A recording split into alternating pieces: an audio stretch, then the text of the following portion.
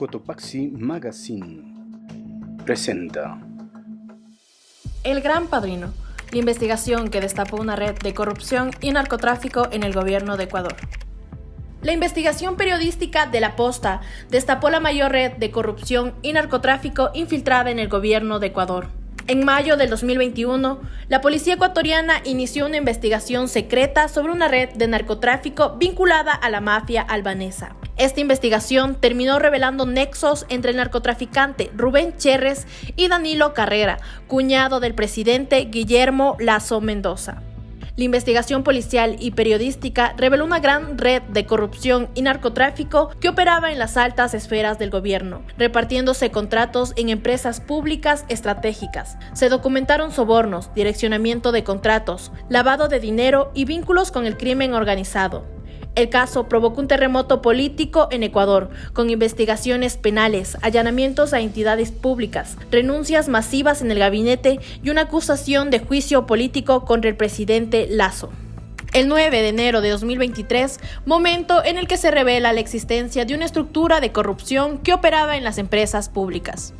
A Diego Chávez y a Danilo, cuando los más son los padrinos que nadie nos podía hacer que aparezcan, todavía no era nada visible ni se escuchaba. Y no exponer a los padrinos. Yo no estoy aquí, o sea, por Leonardo, por sabes que yo me debo otras personas. Al día siguiente se mencionó al asambleísta Ronnie Aliaga como parte de esta trama. El cuñado del presidente, Danilo Carrera, denunció por calumnia al medio que investigaba el caso. El 11 de enero se destalló cómo la red corrompía contrataciones con la eléctrica CENEL. Esta información llegó a la asamblea, pero el gobierno la negó rotundamente.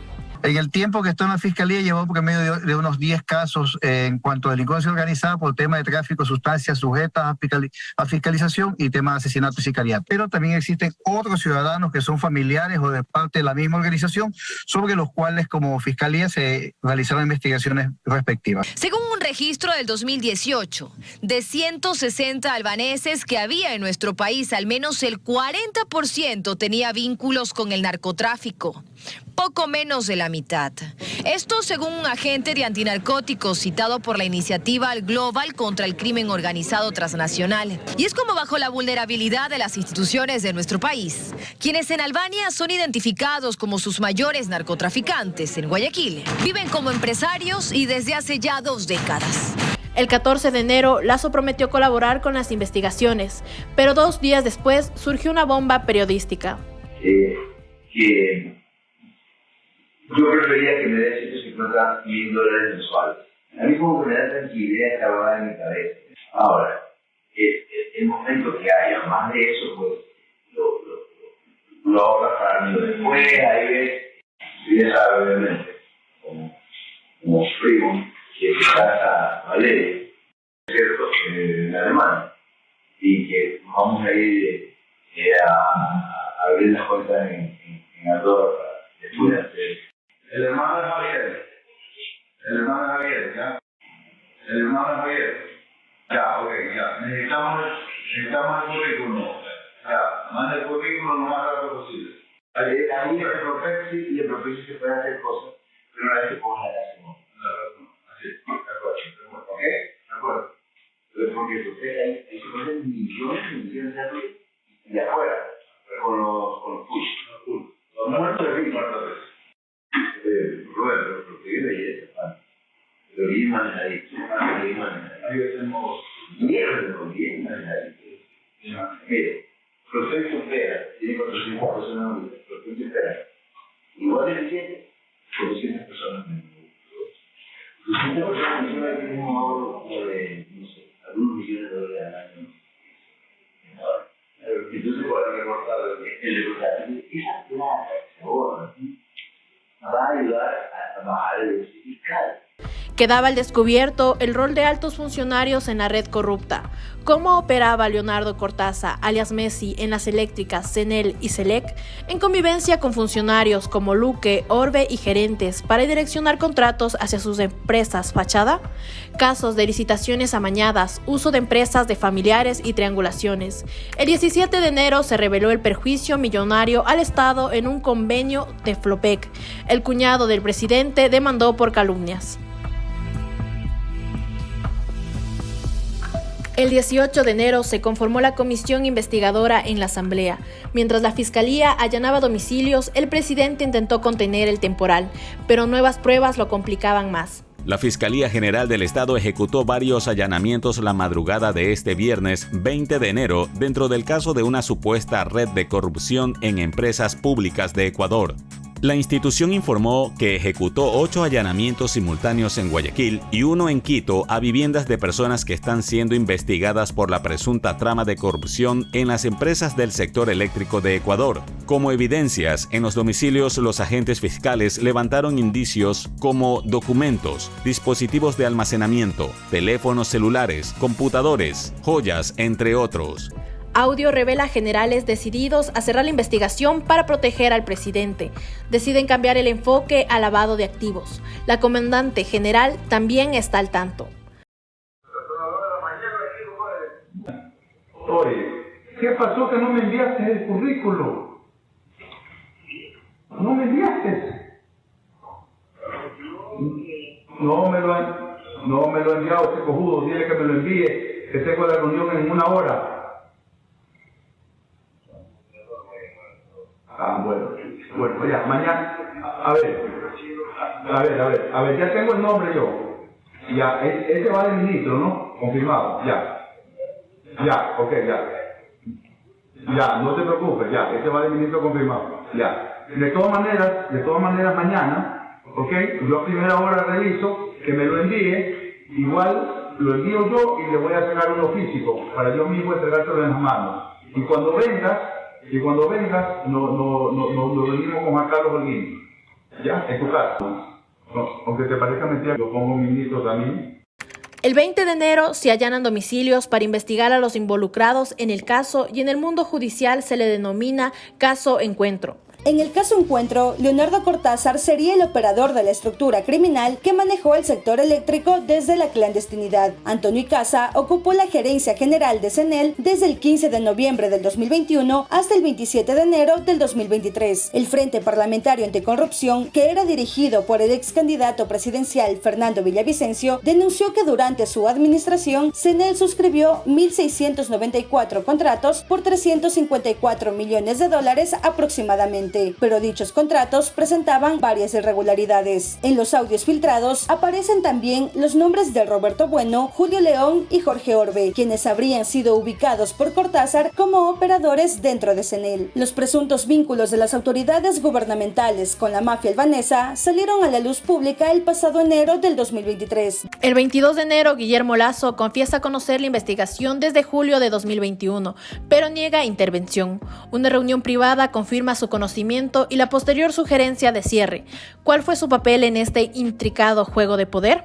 El 23 de enero, el secretario Anticorrupción presentó un demoledor informe sobre lo ocurrido en las empresas públicas. Se detallan ya las hipótesis de la existencia de presuntas irregularidades e ilícitos en empresas como Flopec, SELEC, CENEL y Petroecuador. Y aunque a lo largo del informe en varios párrafos se recalca que la información vertida no es en sí misma una prueba, se detalla el presunto modus operandi que se habría utilizado particularmente en CENEL y Flopec. El gran informe desata una crisis. Fiscalía abre múltiples investigaciones. La Asamblea activa juicio político contra el presidente, disolución de Parlamento y elecciones anticipadas.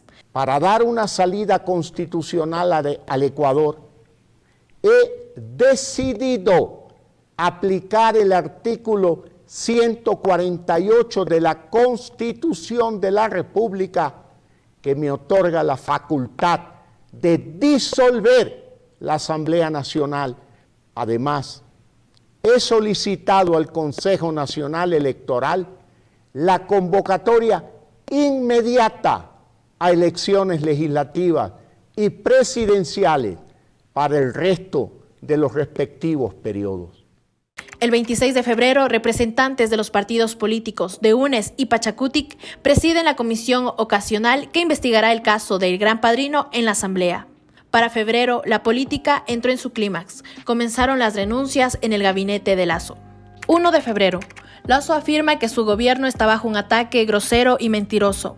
2 de febrero. Los gerentes y autoridades de las empresas públicas reaccionan ante las denuncias. 3 de febrero. Gerente de Flopec, empresa pública encargada del transporte de crudo al mercado internacional, abandonó su cargo. 4 de febrero. Petroecuador trata de blindarse para que la corrupción continúe. 8 de febrero. Se revelan 2 audios donde Mauricio Guim, hombre de confianza de Lasso, habla de negocios en las empresas públicas. 9 y 10 de febrero, el gabinete del presidente cambia tras las denuncias y las autoridades retienen a Mauricio Guim. El gerente de Petroecuador se va de su puesto. 14 de febrero. Un general de la policía está envuelto en el gran informe por reuniones y comunicaciones con los involucrados. El presidente ataca a la prensa por las denuncias realizadas. 17, 18 y 19 de febrero, Rubén Cherres financió la campaña presidencial de Guillermo Lasso. La Policía Nacional intenta cerrar la investigación, cambios con el equipo y solicitud de cierre desde instancias superiores. Agentes claves son desplazados y reciben amenazas. La oposición forzó la aprobación de un juicio político contra el presidente. El país se estremece con el juicio político, ministros destituidos, parlamentarios enfrentando decisiones históricas. ¿Cómo impactará esto en el futuro político de Ecuador? La solicitud fue presentada el viernes pasado por 59 de los 137 asambleístas, quienes alegan que Lasso presuntamente ha protegido a una estructura criminal montada por su cuñado Danilo Carrera. El mandatario ha negado las acusaciones y sostiene que es un intento de desestabilizar desde la oposición en el Parlamento. Pero faltaba la voz de un testigo clave, que nunca llegaría a hablar. Rubén Cherres fue asesinado días antes de declarar en el juicio político. Implicaciones de la muerte de Cherres, lo que hubiera declarado. Esta investigación sacudió los cimientos de la democracia ecuatoriana. Rubén Cherres, figura clave en el escándalo, pagó el precio máximo. Su brutal asesinato dejó más preguntas que respuestas. ¿Quién estaba detrás y qué secretos se llevaron consigo? Se nota que inclusive hubo tortura, ¿no? Es decir, son muertes violentas, ahí nos lleva algunas hipótesis, pero bueno, los equipos investigativos sabrán ir cotejando todos estos datos y nosotros, después de lo importante es esclarecer el hecho. El presidente Guillermo Lasso asistió al histórico proceso en una transmisión nacional grabada en el Salón Amarillo del Palacio del Gobierno. El presidente, junto a varios funcionarios clave, anunció la disolución del Parlamento. Las copias de la grabación se distribuyeron a los medios con instrucciones de mantenerlo en reserva por 1 hora. A las 7, el país se enteró de que el Parlamento ya no estaba en funciones. La Asamblea había dejado de funcionar. Por primera vez en la Constitución del Ecuador se anticiparían elecciones generales en las que finalmente no participaría Guillermo Lasso y por lo tanto el Gran Padrino no sería ya preocupación de ningún juicio político, aunque aún queden por delante 8 juicios penales y el inevitable juicio de la historia. La investigación periodística de La Posta sobre el Gran Padrino puso al descubierto la mayor red de corrupción y crimen organizado que se haya infiltrado en las más altas esferas del poder en la historia democrática de Ecuador. A través de una minuciosa investigación, se evidenciaron sólidas pruebas de la participación de allegados y familiares del presidente Guillermo Lasso en actos de corrupción, sobornos, lavado de dinero y vínculos con peligrosas mafias internacionales. Más allá de la tormenta política desatada, el Gran Padrino dejó al desnudo la penetración del crimen organizado transnacional en las estructuras gubernamentales y provocó un sacudón sin precedentes en la sociedad ecuatoriana. Queda ahora en manos de la justicia determinar las responsabilidades penales de los involucrados y sentar un precedente en la lucha contra la corrupción y la impunidad en el país. El periodismo, una vez más, cumplió con su deber de revelar verdades incómodas para el poder, sin importar riesgo alguno.